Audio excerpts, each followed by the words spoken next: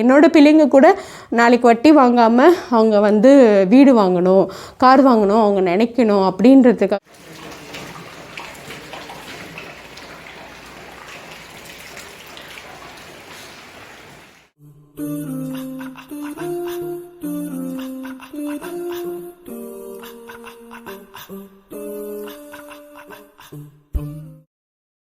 Assalamu alaikum my dear viewers, welcome back to my channel Tasty Enjoyable Homemaker. இன்றைக்கி வந்து நீங்கள் பார்க்க போகிறது வந்து நாங்கள் ஹவுஸ் லோன் வாங்காமல் வீடு வாங்குறத பற்றி தான் வந்து உங்கள் கூட வந்து நான் ஷேர் பண்ணுறேன். ஏன்னா வந்து இது நிறைய பேருக்கு வந்து இது யூஸ்ஃபுல்லாக இருக்கும். ஏன்னா எல்லாருமே நினச்சிட்டாங்க ஹவுஸ் லோன் வாங்காமல் நம்மளால் வீடே வாங்க முடியாது அப்படின்னு தான் வந்து நிறைய பேரோட தாட்ஸாக இருக்குது. ஸோ அது கண்டிப்பாக கிடையாது. நம்ம நினச்சா நிச்சயமாக இறைவனும் நாடினால் நம்மளால் வந்து ஹவுஸ் லோன் இல்லாமலும் வந்து, ஏன்னா நம்ம சம்பளத்தில் தானே நம்ம வந்து வீடு வாங்க போகிறோம். அப்போ அதே காசை வச்சு நம்ம ஏன் வந்து வீடு வாங்கக்கூடாது? நம்மளோட எல்லோரும் என்னென்னா, இப்போ வீடு வாங்கிட்டால் மாதம் மாதம் நம்ம பேங்க்குக்கு வந்து பணம் கட்டி தான் ஆகணும். நாங்கள் வந்து என்ன பண்ணோன்னா, நாங்கள் வீடு வாங்காமலே வீடு வாங்கிட்டோன்னு நாங்கள் நினச்சி எவ்வளோக்கு வீடு வாங்கினோம் அப்போ உள்ள பட்ஜெட் படி நாங்கள் அந்த மாதிரி தான் நாங்கள் சேவ் பண்ணோம். அப்போல்லாம் கம்மி பட்ஜெட்டில் தான் நாங்கள் வீடு வாங்கணும்னு நினச்சோம். ஏன்னா அப்போ வந்து பிகினிங் ஸ்டேஜில் நமக்கு எந்த அளவுக்கு வருமானம் இருக்கோ அந்த அளவுக்கு வச்சு நம்ம லோன் போட்டால் எந்த மாதிரி வீடு வாங்குவோமோ அந்த அளவுக்கு தான் நாங்கள் வந்து சேவ் பண்ணோம் அப்படின்னு நினச்சி அப்புறம் போ கொஞ்சம் நிறையா சேவ் பண்ண ஆரம்பித்தோம். ஸோ வந்து நமக்கு சம்பளம் உயர்வு அந்த மாதிரிலாம் வரும்ல, அப்போ நாங்களும் வந்து கொஞ்சம் ஜாஸ்தி வந்து சேவ் பண்ண ஆரம்பித்தோம். ஸோ அப்படி தான் நாங்கள் வந்து எங்களோட ஜேர்னியை வந்து இது பண்ணோம். ஏன்னா இது வந்து நிறைய பேர் வந்து இல்லை லோன் தான் போடணும் அப்படின்னு வந்து நிறைய பேர் நினைக்கிறாங்க. லோன் இல்லாமல் கூட நம்ம வந்து, ஏன்னா லோன்னா நிறைய வட்டி கட்டணும். அது வட்டியெல்லாம் நம்மளோட காசெல்லாம் வேஸ்ட் ஆயிரும். வட்டின்றது வந்து அவ்வளோ வட்டி கட்டணும். ஆக்சுவலி வந்து நான்லாம் என் ஃப்ரெண்டெல்லாம் சொன்னாங்க, ஒரு 2 லட்ச ரூபா கடனுக்கு எக்ஸ்ட்ரா 1 லட்ச ரூபா வந்து அவங்க கட்டியிருக்காங்களாம் இந்தியா காசுக்கு. ஸோ வட்டி வந்து பயங்கரமாக போடுவாங்க. லோன் வந்து ஈஸியில் நம்ம காசு அப்படியே கரைச்சி அவங்க யாருக்கோ நம்ம கொடுக்குறோம் நம்மளோட காசு. நம்ம எல்லோரும் என்ன நினைக்கிறாங்கன்னா, வாடகை வீட்டில் இருக்கிறதுக்கு வந்து நம்ம வந்து என்னது லோன் போட்டு நம்ம வீடு வாங்கலாம், அப்படி வாடகை காசு கொடுக்கறது வந்து நிறைய பேரோட தாட்ஸ் தான். வாடகை காசு கொடுக்கறதுக்கு நம்ம வந்து இதுவே பண்ணிடலாமே, லோனே வாங்கிடலாமே. ஆனால் நீங்கள் வாடகை காசு அளவுக்கு நீங்கள் வட்டி கட்டுறீங்க, அது யாருமே வந்து அதை யோசிக்கிறதே இல்லை. இப்போ வாடகையாச்சு நம்ம இந்த வீடை அனுபவிக்கிறோம். நாங்கள் இந்த வீடு கூட வாடகை வீடு தான், நாங்கள் இந்த வீடை அனுபவிக்கிறோம். அதுக்காக ஒரு நியாயமான காசு நம்ம ஓனருக்கு கொடுக்குறோம். அது வந்து எந்த தப்புமே இல்லை. இந்த வீடை நம்ம யூஸ் பண்ணுறோம், அதுக்கான காசு வந்து நம்ம கொடுக்குறோம் அவங்களுக்கு. அதனால் வாடகை வீட்டில் இருக்கிறது வந்து, ஆனால் நீங்கள் வந்து லோன் வாங்கி வீடு வாங்கினீங்கன்னா அது நிறைய வட்டி கட்டுவீங்க. நீங்கள் வந்து அது பார்த்தீங்கன்னா நிறைய காசு, அதுக்கு நீங்கள் வாடகை காசையும் நீங்கள் இதையும் மேட்ச் பண்ணி பாருங்கள், நீங்கள் வட்டி கட்டுற காசு தான் வந்து ரொம்ப ஜாஸ்தியாக இருக்கும். ஸோ அந்த மாதிரிலாம் இருக்கும். இது எதுக்குன்னா, நம்ம வந்து நிறைய பேருக்கு, இப்போ என்னோட பிள்ளைங்க கூட நாளைக்கு வட்டி வாங்காமல் அவங்க வந்து வீடு வாங்கணும், கார் வாங்கணும் அவங்க நினைக்கணும் அப்படின்றதுக்காக தான் இந்த வீடியோ வந்து நாளைக்கு என் பிள்ளைங்க கூட பார்த்தா அவங்களும் அந்த டெசிஷன்ஸ் வந்து எடுப்பாங்க.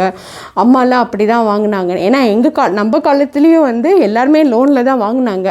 ஆனால் எங்களுக்கே தெரியாது நம்மளால் வாங்க முடியுமான்னு எங்களுக்கு தெரியாது. உண்மையிலே எங்களுக்கு வந்து சுத்தமாக எந்த ஐடியாவுமே இல்லை.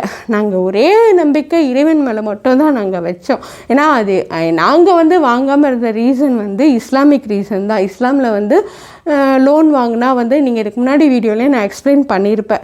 ஸோ லோன் வாங்குறது தப்பு, கொடுக்கறது தப்பு, அதுக்கு கையெழுத்து போடுறதும் தப்பு, அதுக்கப்புறமா வந்து எல்லாமே சேம்னு சொல்லியிருப்பாங்க ஒரு ஹதீஸில். லோன் போட்டால் வந்து இறைவன்கிட்ட வந்து புரிகிற மாதிரின்னு வந்து குரானில் வசனம் இருக்கும். அது பார்த்து தான் நாங்கள் பயந்துட்டோம். இறைவன் வந்து நம்மளுடைய யார்கிட்ட புரியும், நம்ம வந்து எதிரிக்கிட்ட தான் புரியும். இறைவன் வந்து நம்மளோட எதிரி இல்லைல்ல. ஸோ அதனால் அந்த பயம் தான் என்னோடய ஹஸ்பண்ட்க்கு வந்து ரொம்ப இருந்துச்சு. என்னோடய ஹஸ்பண்ட் அதுக்காக தான் ரொம்ப பயந்தார். இறைவன்கிட்ட வந்து நம்ம ப்ளீஸ் பண்ணோம். ஏன்னா நிறைய தப்பு நம்மளும் செய்கிறோம். தப்பே செய்யாமல் அப்படியே 100% நம்ம வந்து ஃபாலோ பண்ணுறவங்க இல்லை. ஆனால் இது ரொம்ப பெரிய தப்பாக இருக்கிற மாதிரி எங்களுக்கு வந்து மனசு வந்து இப்போ வந்து தோணுச்சு. இப்போ ஜீனால பெரிய தப்புன்னு சொல்லி நம்ம அதுலேருந்து அவாய்ட் பண்ணுவோம்ல, அதே அளவுக்கு தான் இந்த தப்பும் வந்து நாங்கள் கன்சிடர் பண்ணோம். ஸோ அது வந்து எங்களுக்கு நாங்கள் கன்சிடர் பண்ணோம். இது வந்து ஒருத்தவங்களுக்கு வேறு மாதிரி இருக்கும். இறைவன் வந்து இன்டென்ஷன்ஸ் தானே பார்க்குறாங்க. ஸோ எங்கள் மனசுக்கு அது தப்புன்னு தெரிஞ்சு நாங்கள் வாங்கினா நாங்கள் எப்படி இறைவன்கிட்ட பதில் சொல்ல முடியும்? அப்படி ஏன்னா ஹஸ்பண்டும் கார் வாங்கினார். அவர் கார் வாங்கும்போது அது தப்பு இல்லை அப்படின்னு தான் அவருக்கு, தப்பு இல்லைன்னு இல்லை, இது வந்து இஸ்லாமிக் பேங்க்கு அந்த மாதிரி இது வந்து ரொம்ப பெரிய தப்பு இல்லை அப்படின்னு அவருக்கு தோணிச்சு. அதனால தான் அவர் வந்து கார் வாங்கினார். அதுக்கப்புறமா அது தப்புன்னு தோணே வீடு வாங்கணுன்னு அவர் நினைக்கல. 2வது கார் கூட அவர் வாங்கலை. ஸோ இதெல்லாம் நடக்குமானே தெரியாது. ஆனால் வந்து நாங்கள் இப்போ வாங்கிட்டோம். நான் வந்து ஏன் இதை ஷேர் பண்ணுறேன்னா, இப்போ உள்ள வீடு பார்த்துட்டு எல்லோரும் வந்து எங்ககிட்ட பணம் இருக்குது அதனால் நீங்கள் வந்து சூப்பராக வாங்கிட்டீங்க அப்படின்னு. இது வந்து ஒரு வருஷம் 2 வருஷம் ஸ்ட்ரகிள் இல்லை. இந்த ஒரு சாங் கூட வரும்ல, நட்சத்திர ஜன்னலில்னு. நாங்கள் சின்ன வயசுலலாம் வந்து அதான் நம்ம சினிமா கூட பார்க்குறோம். அதுவும் தப்பு தான், அது தப்பு இல்லைன்னு நான் சொல்லலை. அதுவும் நம்ம அவாய்ட் பண்ணணும். பட் நம்ம அதெல்லாம் இப்போ சினிமா பார்க்குறது தப்புனா டக்குன்னு இன்றைக்கி வேணான்னா நம்ம விட்டுடலாம். இதே லோன்னா 20 வருஷம் அந்த பாவம் செஞ்சுட்டே இருக்க மாதிரி நமக்கு இருக்கும் இல்லையா? இப்போ சினிமா பார்க்க வேணாம், படம் பார்க்க வேணாம், இன்றைக்கே நான் குவிட் பண்ணுறேன் அப்படின்னா நம்ம இன்றைக்கே குவிட் பண்ணிட முடியும். ஆனால் இதே லோன் வாங்கிட்டா 20 வருஷம் நம்மளால் குவிட் பண்ண முடியாது. நம்ம அதுக்குள்ளே போயிட்டோம்னா குவிட் பண்ணவே முடியாது.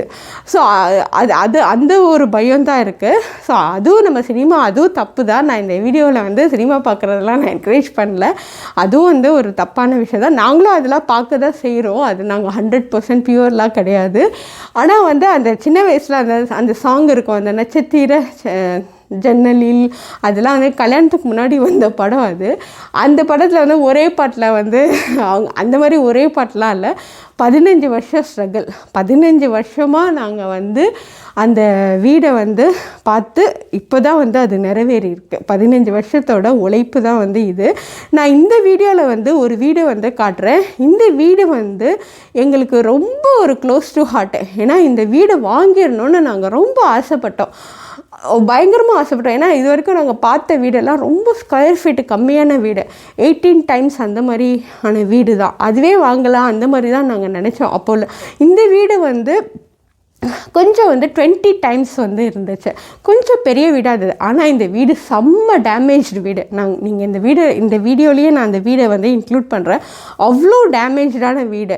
அதனால தான் அந்த வீடு வந்து 4-5 வருஷமாக விற்கல. ஆனால் அந்த வீடை நம்ம வாங்கி ரெனோவேஷன் பண்ணிக்கலாம்.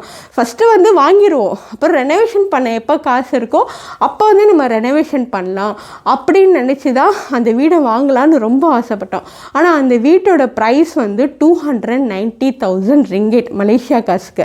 இந்தியா காசுக்கு பார்த்திங்கன்னா ஒரு 60 to 70 lakhs சம்திங் வரும். ஆனால் அந்த வீடு வந்து எப்படியாச்சும், அதுவும் டேமேஜான வீடு. ஏன்னா டேமேஜ் இல்லாத வீடெல்லாம் 4 lakh போகும். அதே சைஸுக்கு டேமேஜ் இல்லைன்னா 4 lakh போகும். அந்த வீடு டேமேஜாக இருக்கிறதுனால தான் 290,000 ஆகும். எக்ஸ்ட்ரா ஒரு 10,000 லாயர் ஃபீஸ் அதெல்லாம் கட்டுறதுக்கு 3 lakhs அந்த மாதிரி ஆகும் மலேசியன் ரிங்கெட்டுக்கு. ஸோ அந்த வீடை எப்படியாச்சும் வாங்கிடலாம் அப்படின்னு நினச்சோம். ஆனால் எங்ககிட்ட வந்து காசே இல்லை. சரி காசு இல்லை நம்ம வாங்க வேணான்னு அது 2-3 வருஷம் விட்டுட்டோம். அந்த ஏஜென்ட் கூட கேட்டாங்க, வாங்கிக்கிறீங்களான்னு. இல்லை நீங்கள் வந்து கம்மி பண்ணுங்கன்னு சொன்னோம். அவங்க சொன்னாங்க, டேமேஜான வீடு தானே, கொஞ்சம் ஒரு 20,000 கம்மி பண்ணிங்கன்னா வாங்கிக்கிறோன்னு நாங்கள் சொன்னோம். ஓரளவு அவங்க 20,000 கம்மி பண்ணியிருந்தால் எங்களால் வாங்கியிருக்க முடியும். ஆனால் வந்து அவங்க 20,000 கம்மியே பண்ண மாட்டேன் அப்படின்னு சொல்லிட்டாங்க. ஏன்னா அவங்களே வந்து லோனில் இருக்காங்களா, அந்த லோன் ஃபுல்லாக அடைக்கணுமா, 290,000 வந்து லோனில் இருக்கான். ஸோ லோனில் இருக்க வீடு அடைக்கணும் அப்படின்னு சொன்னோன்னே, சரிப்பா அது நம்மக்கிட்ட காசு இல்லை, ஏன்னா எங்களுக்கு எதாவது கடன் வாங்குகிற பழக்கம் அதெல்லாம் எதுவுமே கிடையாது இல்லையா. ஸோ நாங்கள் யார்கிட்டையும் கடன்லாம் கேட்கக்கூடாதுன்னு நாங்கள் விட்டுட்டோம். ஆனால் ஒரு 3 வருஷம் 4 வருஷம் அந்த வீடே விற்கல. அப்போ தான் நம்ம யோசிச்சோம், அல்லா நமக்காக தான் அந்த வீடு வந்து யாருக்குமே போகாமல் வச்சுருக்காங்களோ, அந்த வீடு நமக்கு தான் வந்து அது கிடைக்க போதோ அப்படின்னு வந்து நான் நினச்சேன். அதனால சரி இந்த வீடை வந்து நம்ம வாங்கலாமா.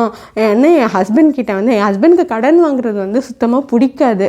நான் அவரை வந்து கொஞ்சம் ரொம்ப கன்வின்ஸ் பண்ணேன். நான் வந்து எங்கள் அண்ணன்கிட்ட கேட்குறேங்க, அவர் முடியாது வேணவே வேணாம் சொன்னார்.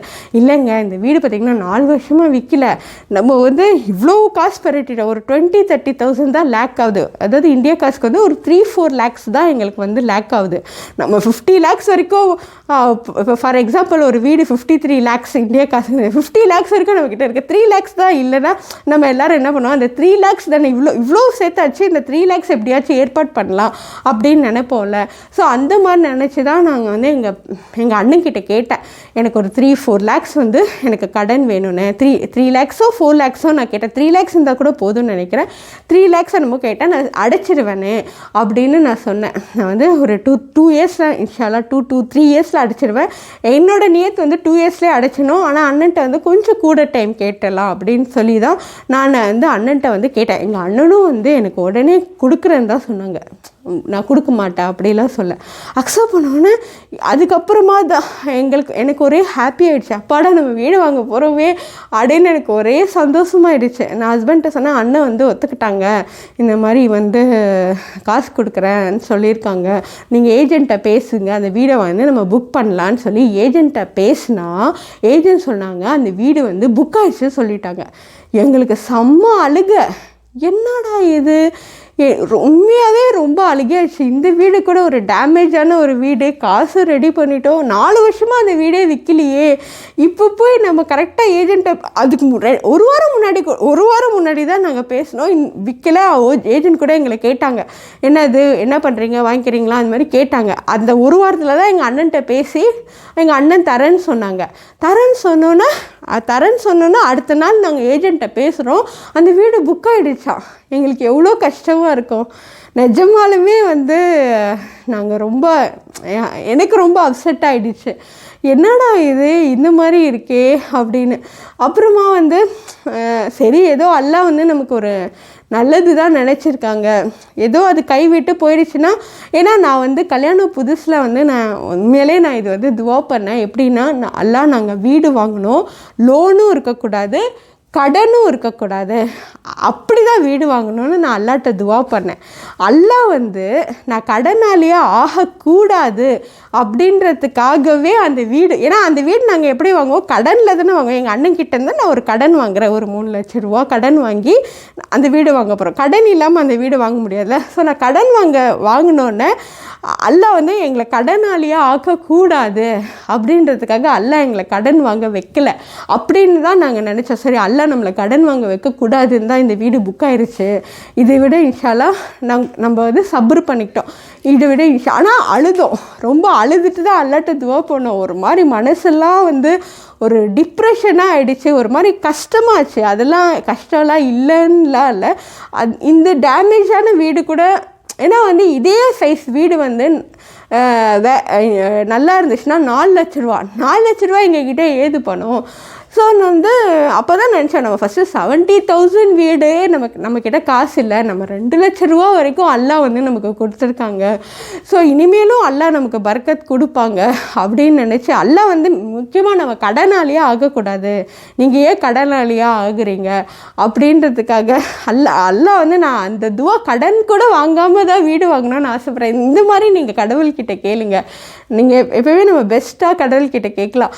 அது வந்து சாத்தியமே இருக்காது, கடனும் வாங்காமல் லோனும் வாங்காமல் வீடு வாங்க முடியுமான்றது. அந்த நேரத்தில் கல்யாணம் புதுசில் 2 வருஷம் கல்யாணம் ஆனதுக்கப்புறமா நான் கேட்டேன். அந்த 2 வருஷமாக இல்லை கல்யாணம் புதுசுலையான்னு எனக்கு இயர்லாம் ஞாபகம் இல்லை, ஆனால் நான் அல்லாட்ட கேட்டது மட்டும் எனக்கு ஞாபகம் இருக்குது. நான் அல்லாட்ட அப்படி தான் துவா பண்ணேன், அல்லாஹ் நாங்கள் கடனும் வாங்கக்கூடாது, லோனும் வாங்கக்கூடாது, நாங்கள் வீடு வாங்கினோம்ல, இது வந்து எங்களோட சக்திக்கு முடியாது, பட் நீங்கள் நினச்சா எங்களால் பண்ண முடியும் அல்லாஹ் அப்படின்னு நான் அப்போ துவா பண்ணது.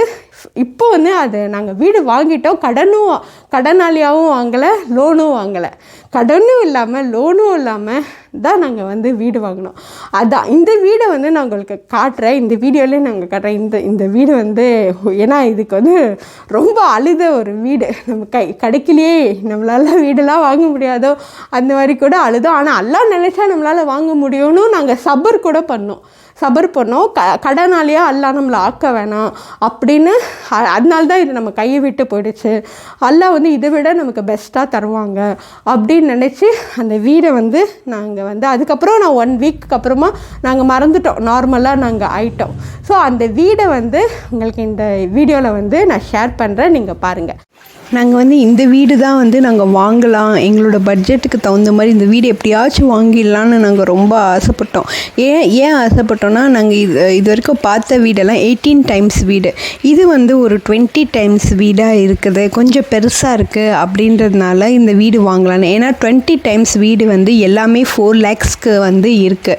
ஸோ இந்த வீடு மட்டும்தான் வந்து 2,90,000. ஏன்னா இந்த வீடு பாருங்கள் எவ்வளோ பாலடைஞ்சு போயிருக்கு, எந்த அளவுக்கு டேமேஜாக இருக்குதுன்னு பாருங்கள்.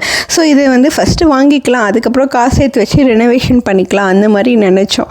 ஸோ எங்களோட பட்ஜெட்டுக்கு வந்து இந்த வீடு, ஆனால் இந்த வீடு கூட எங்களுக்கு நீங்கள் ஸ்டோரி கேட்டிருப்பீங்க நான் முன்னாடி சொன்ன மாதிரி. ஸோ இந்த வீடு வந்து நாங்கள் கடைசியில் வாங்கலை. இந்த வீடு வாங்கலைன்னு தான் நாங்கள் ரொம்ப வந்து அழுதோம். ஆனால் வந்து அல்லாஹ் வந்து எப்பவுமே நமக்கு ஒன்று கொடுக்கலன்னா அல்லாஹ் இதை விட பெஸ்ட்டாக நமக்கு கொடுப்பாங்க அப்படின்னு நம்ம நினைக்கணும். ஸோ இதை விட வந்து அல்லாஹ் வந்து எங்களுக்கு ஒரு பெஸ்ட்டான ஒரு வீடு வந்து அல்லாஹ் கொடுத்துருக்காங்க. ஸோ அந்த வீடியோ என்னன்னு நான் அடுத்த வீடியோவில் வந்து உங்களுக்கு சொல்கிறேன். இந்த வீடியோ வந்து இங்கே பார்த்திங்கன்னா ரூம்லாம் கூட எந்த அளவுக்கு டேமேஜாக இருக்குதுன்னு பாருங்கள். இந்த வீடு போனதுக்கு தான் நாங்கள் அழுதோம். ஆனால் வந்து ஏன்னா வந்து இந்த வீடு நம்ம ரெனோவேஷன் பண்ணி மாற்றிக்கலான்னு. பட் வந்து இந்த வீடு வந்து எங்கள் கையை விட்டு போச்சு. பட் ஸ்டில் வந்து நம்ம எப்போவுமே வந்து ட்ரஸ்ட்டு வந்து காட் மேலே வச்சோம். அல்லாவோட அருளால் வந்து அல்லாஹ் வந்து எங்களுக்கு சிறந்த வீடாக வந்து அல்லாஹ் வந்து எங்களுக்கு கொடுத்துருக்காங்க. ஸோ அந்த வீடு வந்து இன்ஷா அல்லாஹ் நான் வந்து அடுத்தடுத்த வீடியோவில் வந்து நான் அப்டேட் பண்ணுறேன். ஏன்னா இப்போ வந்து ஷிஃப்டிங் ப்ராசஸ்லாம் வந்து நடந்துகிட்ருக்கறனால தான் வீடியோஸ் வந்து கொஞ்சம் டிலேயாக வந்துட்டு இருக்குது. இன்ஷா அல்லாஹ் டைம் கிடைக்கும் போதெல்லாம் நான் வந்து வீடியோ எடிட் பண்ணி நான் போட்டுறேன். இங்கே வந்து செட்டில் ஆகிட்டேன்னா இன்ஷா அல்லாஹ் நான் வீக்லி 2 வீடியோஸ் போடுற மாதிரி நான் ட்ரை பண்ணுறேன். ஸோ இந்த வீடியோ வந்து பாருங்கள். இந்த வீடியோ வந்து பிடிச்சிருந்துச்சுன்னா லைக் பண்ணுங்கள், ஷேர் பண்ணுங்கள், சப்ஸ்கிரைப் பண்ணுங்கள்.